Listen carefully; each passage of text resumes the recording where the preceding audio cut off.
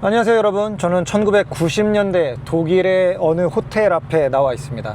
무슨 소리냐고요? 네, 지금 제가 입고 있는 옷 그리고 지금 제가 타고 있는 차 1990년대 느낌으로 맞춰봤거든요. 제가 가지고 온 차는 993 공랭식 마지막 911 카레라 4 모델입니다.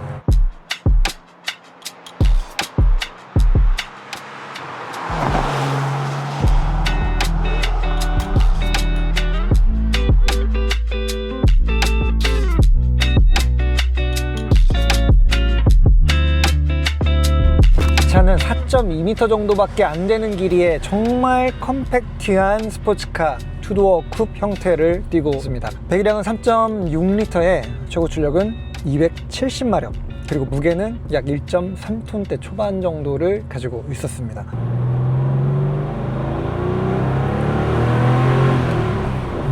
네, 여러분, 이 993 세대로 오면서 사실상 이 공랭식의 끝이지만 비로소 911이 현대적인 스포츠카로서 인정을 받을 수 있는 그 모든 자격들을 갖추었다고 생각합니다.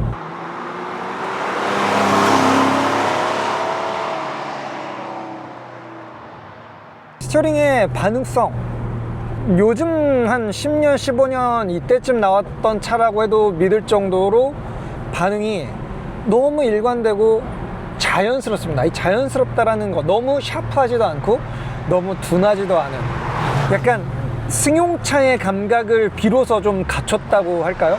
데일리로 써도 이 차는 너무 드라이버를 피곤하게 만들지 않는 약간 그런 성향의 스티어링을 탑재하게 됐습니다. 이렇게 현대화되어 있는 스티어링 감각을 보여주고 있고, 그리고 또 꽤나 상큼하게 앞머리의 방향을 바꿔주지만 여전히 이 차량에는 사륜구동계가 탑재되어 있다는 사실을 잊어서는 안 됩니다. 자, 이 사륜구동계, 964 세대에 나왔던 사륜구동계와 이 993에서의 사륜구동계는 사실상 굉장히 근본적인 차이를 가지고 있었습니다. 어떻게 하면 조금 더 후륜구동의 그 느낌들을 오롯이 잘 전달해 줄 수 있을 것인가 하는 게 993의 철학이었던 거죠. 그리고 이 964 때 들어갔던 전자제어식 답판 클러치 방식은 어쨌든 이 차가 사륜구동이 구속되어 있다는 느낌을 항상 주고 있는 장비였어요. 964 때 이게 고속 코너링에서는 정말 압도적인 위력을 발휘를 해줬거든요. 하지만 타이트한 턴에서 들어가는 이러한 느낌들은, 그렇죠, 우리가 왜 후륜구동을 탑니까? 이 상큼한 스티어링 반응과 가볍게 꺾이는, 저항감 없이 들어가는 그 느낌들을 중요하게 생각하잖아요. 이 차는 비스커스 커블링 방식으로 사륜구동계를 새롭게 짜면서 확실히 평상시에는 그냥 후륜구동, 앞쪽으로는 분리가 되어 있는 듯한, 구동계가 완전히 차단되어 있는 듯한 그러한 느낌들을 고스란히 잘 살려냈습니다. 네, 이 구조적으로 비스커스 커플링은 앞뒤 회전수의 차이가 본격적으로 생기기 전까지는 의뢰하지 않습니다. 바꿔 말하면 후륜으로만 동력을 다 분배한다는 뜻이에요. 상황이 발생되고 차가 미끄러지고 전후륜의 바퀴 회전수의 차이가 날 때 비로소 오일의 점도를 이용해서 앞쪽 바퀴로 토크를 자연스럽게 배분합니다. 반응이 빠르지는 않다라는 단점은 있지만 언제나 자연스럽고 평상시에는 후륜의 움직임을 간직한다라는 게 큰 장점이었던 거죠. 네, 이를 통해서 읽을 수 있는 점, 964를 통해 C4, 카레라4를 스포츠카에 사륜구동을 넣어보는 거를 한번 해보자라는 시도였다면, 993의 C4는 스포츠카의 재미, 스포츠형 사륜구동은 이런 식으로 구현해야겠다라는 고민이 많이 담겨 있었던 그 결과물이라고 보시면 되겠습니다. 그래서 저는 이 993이 바로 그런 스포츠카의 성향에 잘 맞는 사륜구동을 포르쉐가 제대로 구현했던 그런 기념비적인 모델이라고 생각합니다.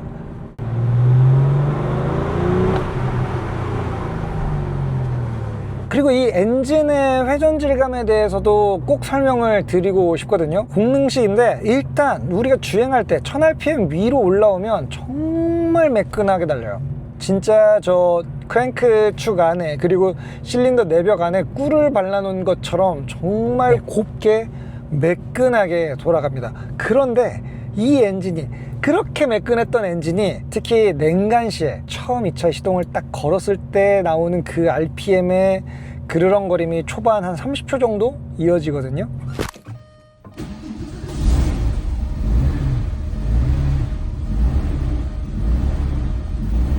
뭔가 자고 있던 맹수를 깨우니까 막 흥분한 상태로 화를 내는 것 같으니까 그런 느낌?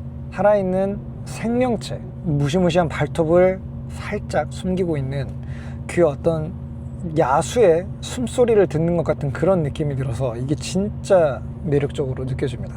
기어 변속은 아주 부드럽고 승차감은 꿀 같습니다.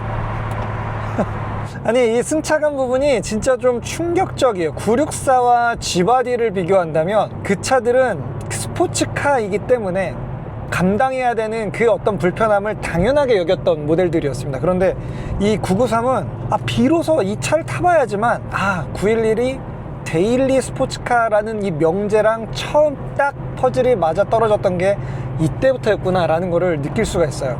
기본적인 셰시는 1세대 911부터 지금 이 4세대 911까지 실질적으로 기본 셰시를 조금씩 개량해서 썼기 때문에 한 세트라고 봐도 무방할 정도였어요. 그럼에도 불구하고 이 993에서 드라마틱하게 이 주행 질감이 그리고 이 완성도와 이 고급감이 확 올라왔던 이유는 리어 서스펜션의 대대적인 변경이었습니다. 네, 뒤쪽을 멀티링크 타입으로 재설계를 하면서 승차감도 잡았고, 그리고 이 엉덩이가 무거운 RR 방식의 아주 그 까칠했던 성향들도 굉장히 많이 다듬어냈어요. 같은 셰시였어도 이 993에 이르러서 964 때까지 보여줬던 그 911들의 느낌들을 말 그대로 원점으로 다 돌려놨습니다. 너무 편하다니까요. 지금 이 993은 2025년 기준으로 봐도 데일리 스포츠카로 쓰기에 전혀 손색이 없습니다. 993대 이르러서 일상 속 스포츠카의 완성형을 이때 찍어봤다 라는 의미가 있는 것 같아요. 진짜 놀랍습니다. 993은 지금 주행할 때 이 엔진 소음 딱 적당한 볼륨으로 알맞게 필터링이 돼서 들어옵니다. 배기관의 사운드도 마찬가지예요. 이 당시에는 뭐 PSE 같은 스포츠 배기가 따로 있지는 않았지만 굉장히 얌전한 듯한데 RPM을 올리면 걸걸한 사운드가 바로 올라옵니다. 그리고 외부에서 들으면 이 차가 싹 지나갈 때 들리는 그 배기음이 실내보다는 확실히 더 농밀하게 존재감을 드러내기도 하죠.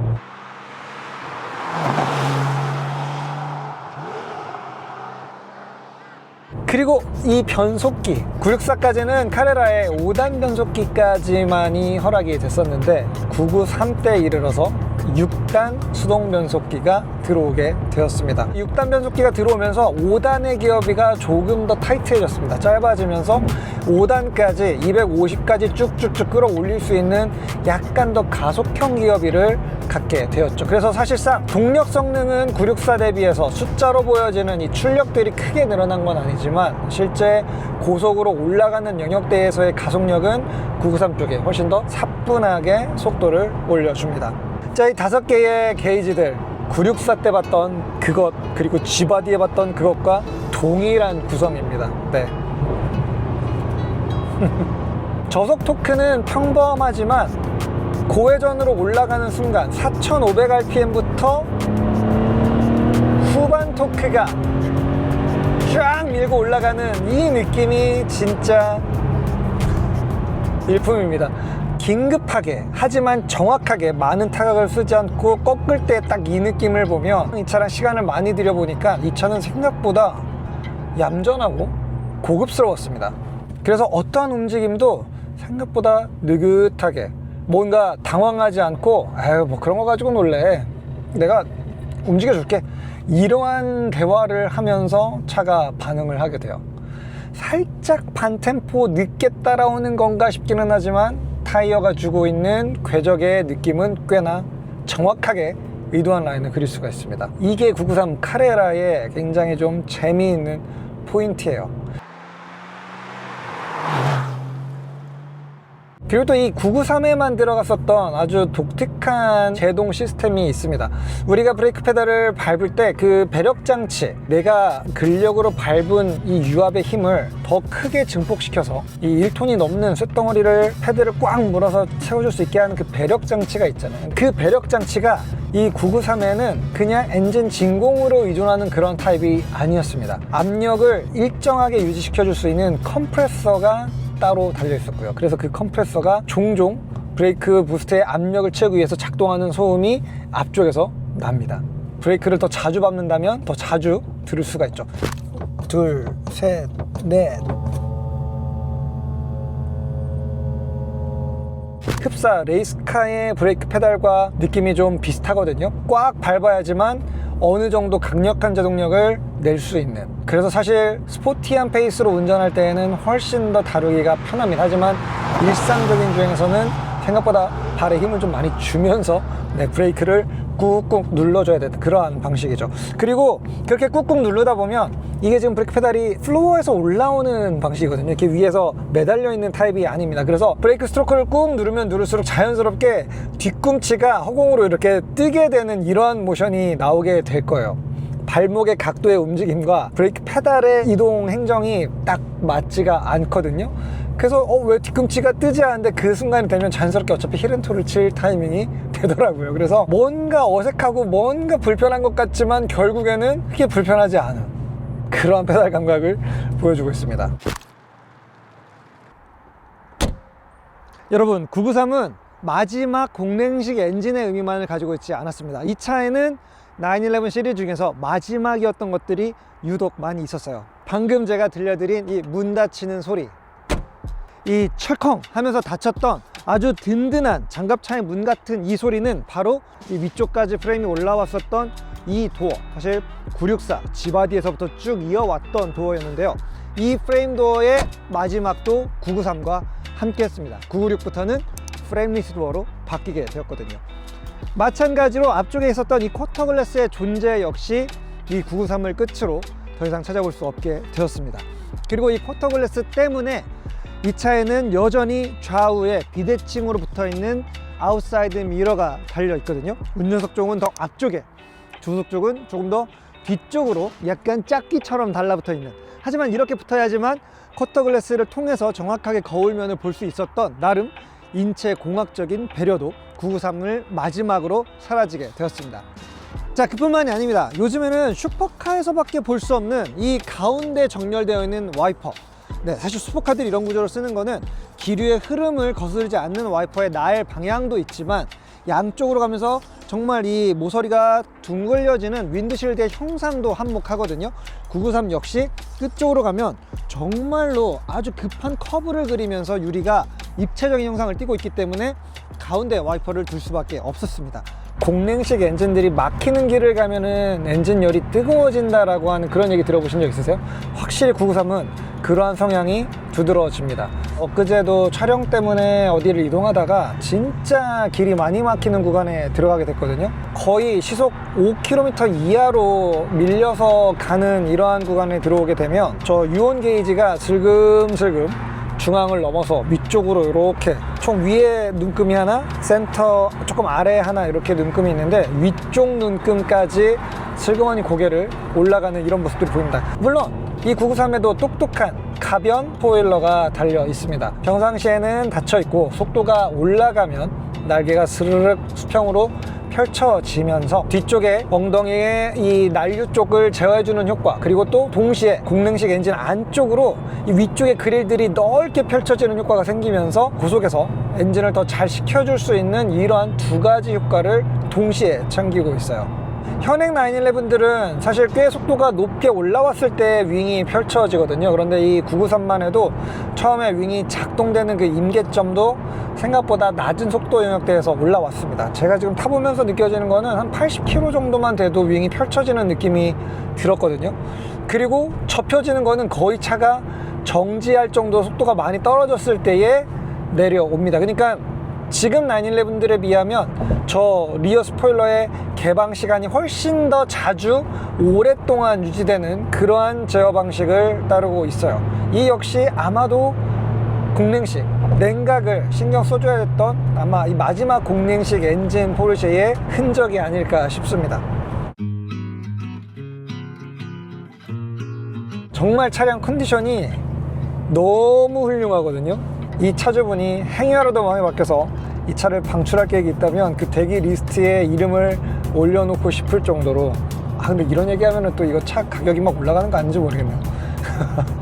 아무튼 와, 실내 내장재들 모든 계기들의 작동 상태들, 심지어 저 트림미터의 정렬 상태까지 모든 게 다 완벽합니다.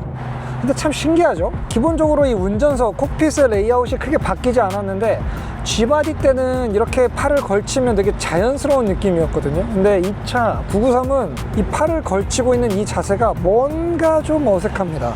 힙 포인트가 더 내려갔나? 어쩌면 그런 걸지도 모르겠어요.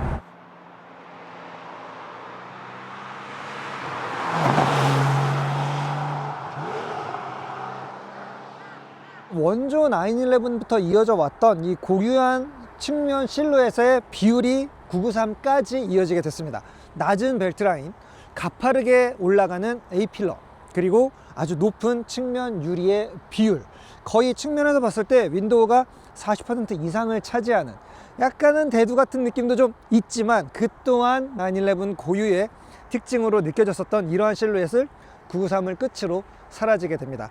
그리고 정말 이 옛날 차다운 이 빗물 홈, 빗물이 흐르는 이 홈이 이렇게 돌출되어 있는 이 라인도 996부터는 사라지게 되었던 것이죠.